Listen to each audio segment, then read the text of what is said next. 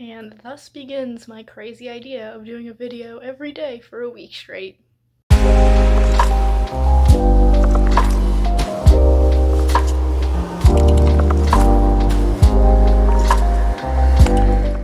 Hello everybody, my name is Danny and welcome back to my channel. And on the day that you are seeing this, assuming you're seeing it the day that it goes up, it's Christmas Eve. And so I thought, what better way to celebrate this most wonderful time of the year than with the Cozy Christmas book tag. Oh, I don't remember who did this originally, but I will find the video and link it down in the description. I wasn't tagged to do this, but I just wanted to, so here we are. Let's just get into the questions, because I'm gonna keep rambling otherwise. So question number 1 is Twinkling Lights. What is the most beautiful book that you own? And I have to say, The Hazelwood by Melissa Albert. Let me take it down for you. This is just absolutely stunning. I love like covers that have little doodles on them like this, and I just think that the gold and silver foiling on top of the dark green background is absolutely stunning. This is an Owl Crate edition, I think.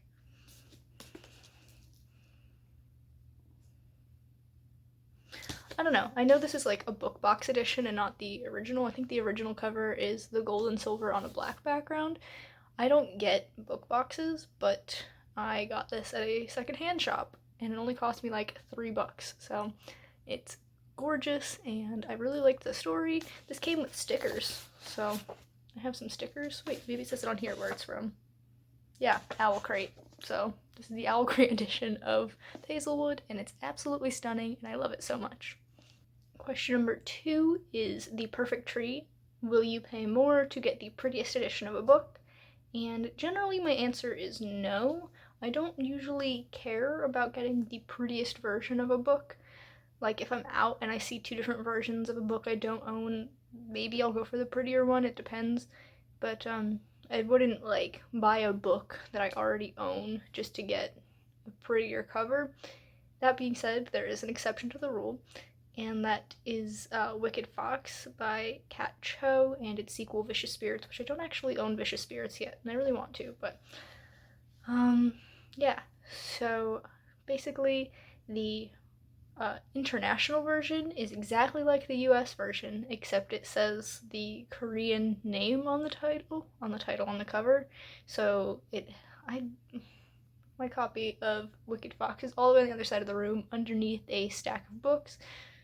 Otherwise I would get it for you, but basically it's got like the cover art and then it says Wicked Fox, and then the international edition still says Wicked Fox, and then underneath it says Gumyo, which is the Korean like spirit character thing that the book is inspired by. And then for Vicious Spirits, it has the cover, says Vicious Spirits, and then underneath it says Dokebi, which is the Korean word for goblin, which is the other like thing that book is inspired by.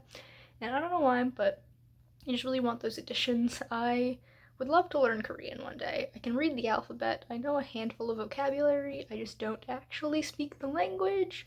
But yeah, that is the exception to would I ever buy a book that I already own just to get a prettier version. It's not even because it's prettier, it just has a Korean word on it. It's not even written in Korean, it's in English letters, but that's besides the point. Yeah, that's my answer to that question. Question number 3 is Build a Snowman, and this is to create a Christmassy book stack, either by color or theme. And I'm gonna skip this one because I already have my background behind me is all Christmassy, wintry, and fun. And so you can just look at that for a second. You can watch the vlog where I put it together. And yep, I feel like that's been plenty of time for you guys to bask in the beautifulness that is my background. And so we're gonna move on. Question number 4 is Crackling Fire. What is a book that makes you feel warm and cozy? And to absolutely no one's surprise, I'm gonna say The Bone Houses by Emily Lloyd Jones. You know the spiel by now. Read this in September, absolutely loved it, have not been able to stop talking about it since. So if you've seen any of my videos since September, there's a really good chance you've heard me gush about how much I love this book, so I will spare you the details now and move on to the next question. Question number 5 is Knee High Socks, and that is, what is the longest book that you've read? And technically, I have two answers for this. So I could go with The Great Book of Amber, which is a bind-up of the 10 novellas in the Chronicles of Amber, and that is just over 1,200 pages long.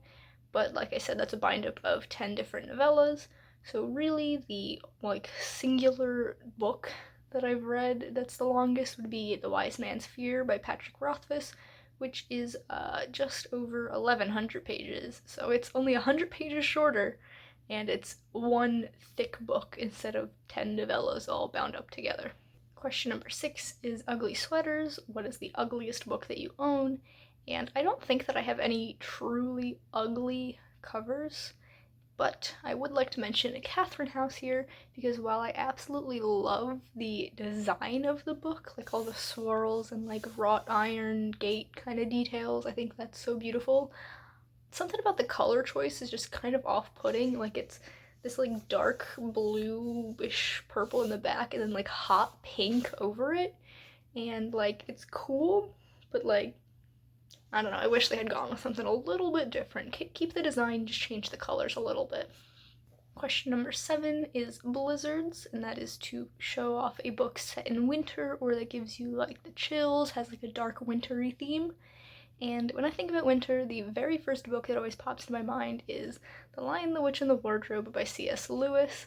This book is just quintessential winter to me. Like you can see on the cover, it's obviously set in the winter. If for some reason somehow you've never read this or seen the movie, basically these 4 kids fall into this portal world where an evil witch is reigning over this place, Narnia, and she makes it eternally winter and they have to defeat her.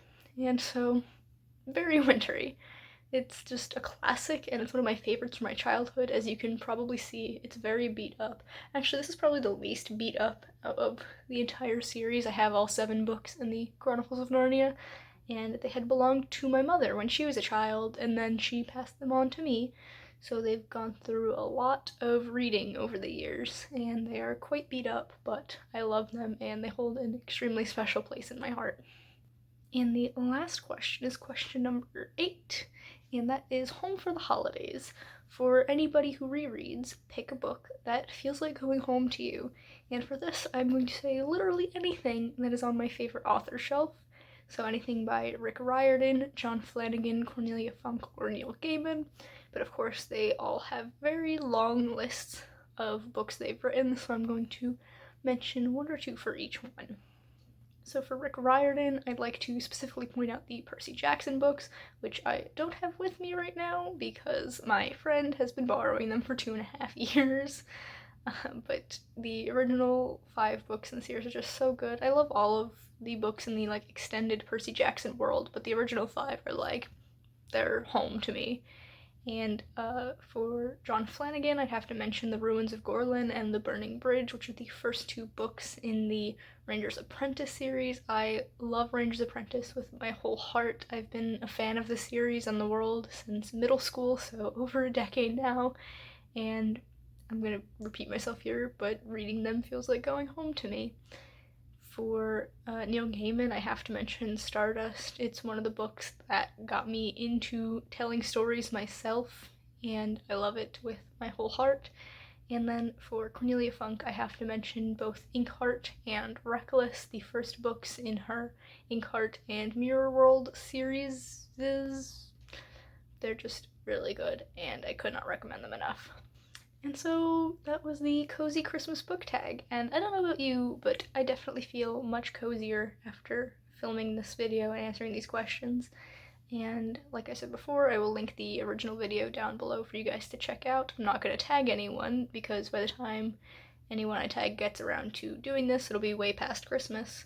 But if you're interested in doing this, maybe do it next year, or do it whenever you want, really. I don't want to police your video making. But yes, if you enjoyed this video, please be sure to give it a big thumbs up. You can subscribe to my channel for more content, and that way I'll see you in the next video, which is actually going up tomorrow. Bye, everyone!